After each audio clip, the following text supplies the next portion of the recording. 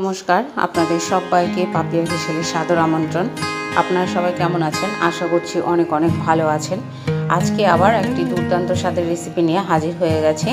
এখানে দেখুন বেশ বড় বড় সাইজের চালা মাছ রয়েছে। চালা মাছগুলোকে কেটে ধুয়ে পরিষ্কার করে নেবার পরে এর মধ্যে পরিমাণ মতন লবণ হলুদ আমি ভালো করে মাখিয়ে দিচ্ছি।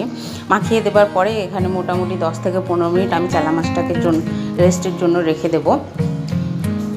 এবার কড়াইয়ে তেল বসিয়ে দিয়েছি। এখানে আমি সর্ষের তেলে করছি। সর্ষের তেলটা গরম হয়ে এলে আমি চালা মাছটাকে এর ভেতরে দিয়ে বেশ লাল লাল করে মুচমুচে করে ভেজে নেব। ভেজে উঠিয়ে নিয়েছি। এবার যে তেল রয়ে গেছিলো কড়াইয়ে সেই তেলের ভেতরে দিয়ে দিচ্ছি হাফ টিস্পুন কালো জিরে, আর এখানে সরু সরু করে আলু কেটে নিয়েছি, সেই আলুগুলোকে দিয়ে দিলাম। আলুটা একটু মোটা করে কেটেছি যাতে গলে না যায়। আলুটাকে দিয়ে একটুখানি নাড়াচাড়া করে আমি এর ভেতরে দিয়ে দেবো পরিমাণ মতন লবণ ও হলুদ দিয়ে আর 10 থেকে 15 মিনিট এটাকে লো ফ্লেমে আস্তে আস্তে ভেজে নেব। এরপরে এর মধ্যে অ্যাড করে দেব একটি বড় সাইজের পেঁয়াজ, সেটাকে সরু করে কেটেছি আর একটু মোটা করে কেটেছি।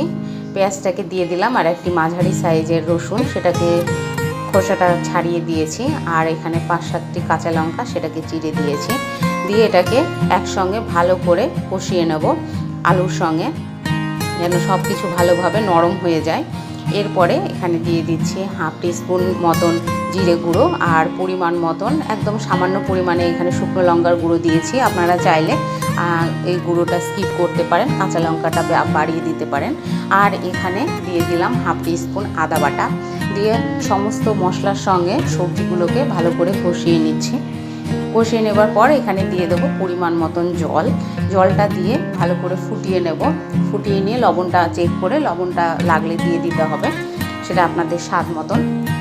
আর এখানে ঝোলটা ফুটে উঠলে আমি দিয়ে দিচ্ছি চালা মাছগুলোকে, ভেজে রাখা চালা মাছটাকে দিয়ে আমি কিছুক্ষণ ফুটিয়ে, এটা আপনারা যদি গ্রেভি রাখতে চাইবেন রাখবেন, না হলে শুকিয়ে ফেলবেন। আর এখানে দিয়ে দেবো পরিমাণ মতন একদম সামান্য পরিমাণে গরম মশলা গুঁড়ো দিয়েছি।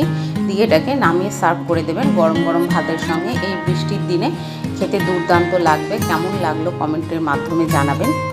লাইক করবেন, শেয়ার করবেন বন্ধুবান্ধব আত্মীয়দের মাঝে, আর সাবস্ক্রাইব করে অবশ্যই আমার পাশে থাকবেন। সম্পূর্ণ ভিডিও দেখবার জন্য ধন্যবাদ।